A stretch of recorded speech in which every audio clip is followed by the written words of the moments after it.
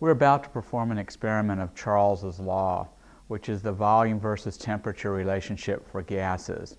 We will be operating at a constant pressure of atmospheric pressure. We will have a constant amount of gas, which is the amount of gas that fills the flask. We will give you data for 4 different flasks: 125 milliliter flask, a 250 milliliter flask, a 500 milliliter flask, and a 1,000 milliliter flask. We will take the 125 milliliter flask and place it in a boiling water bath. We will wait for a few minutes so that the gas inside the flask reaches the same temperature as the boiling water bath. The gas inside the flask, which is air, will expand as it's heated.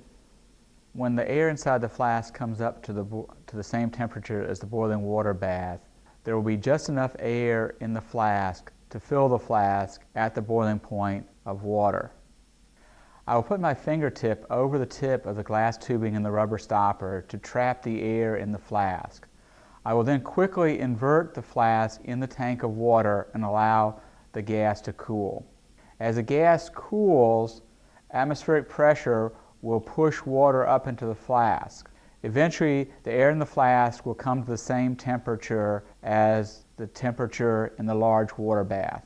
We'll raise the flask so that the water level inside the flask and outside the flask are the same. This means that the total pressure in the flask will be the same as atmospheric pressure. I will now put my finger back over the tip of the stopper and remove the flask from the tank.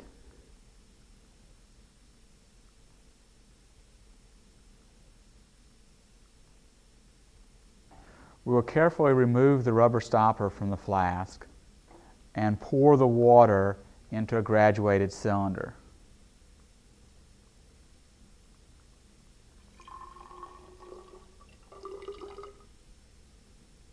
The volume of the water in the cylinder is 26.5 milliliters.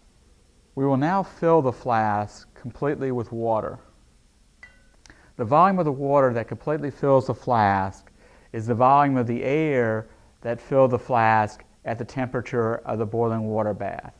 We will now measure the volume of the water that is necessary to completely fill the flask.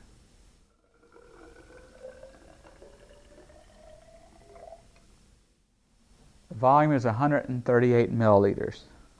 The difference between the volume of water required to completely fill the flask and the water that was in the flask after cooling is the volume of the air at the temperature of the large water bath.